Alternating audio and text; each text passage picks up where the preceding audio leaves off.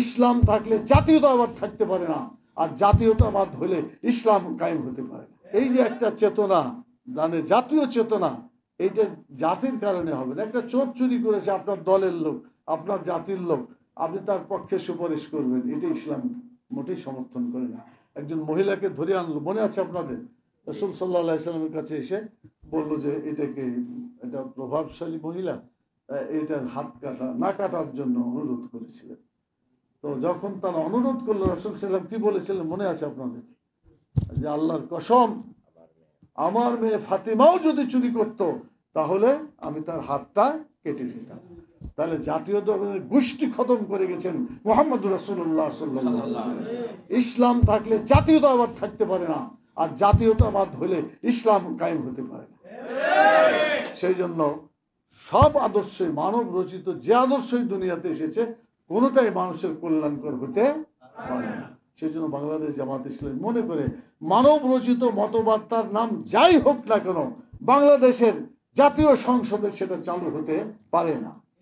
আগামী জাতীয় সংসদে আল্লাহর কোরআনকে, রাসূলের সুন্নাহকে কায়েম করতে হবে, তাহলে বাংলাদেশের সত্যিকার বৈষম্যহীন একটা সমাজ হবে, মানুষের কল্যাণকামী একটি রাষ্ট্র প্রতিষ্ঠা হবে। মুহাম্মদুর রাসূলুল্লাহ সাল্লাল্লাহু আলাইহি ওয়াসাল্লাম যেটা মদিনায় করেছিলেন, সেই মদিনা রাষ্ট্রের আদলে বাংলাদেশে যে সংবিধান হবে, ওই সময় যে 47টা সংবিধান হয়েছে আপনাদের মনে আছে, পড়ে দেখবেন।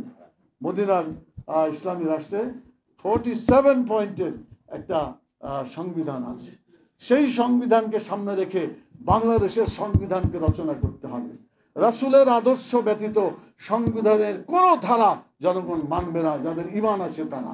সেই দিক থেকে আমরা পরিষ্কার করে বলতে চাই, আজকে আশুরার যে রক্ত দিতে পারি, আমরা জীবন দিতে পারি, কিন্তু আল্লাহর আইনকে বাদ দিতে পারি না। আল্লাহর আইন থাকলে আমরা আছি, আল্লাহর আইন নাই তো আমরাও নাই। আমরা দুনিয়াতে থাকবো হক নিয়ে, ইসলাম নিয়ে, আর যদি হক ইসলাম না থাকে আমরা জেহাদ করে শহীদের আল্লাহর কাছে চলে যেতে চাই। মহরমের শিক্ষা হচ্ছে এটা। এই শিক্ষায় আসুন আমরা শিক্ষিত হই, আমরা আমাদের জীবনকে পরিচালনা করি। আপনাদেরকে অসংখ্য ধন্যবাদ জানাই আজকে, যে আজকের এই দিনে আপনারা কথাগুলো শুনলেন।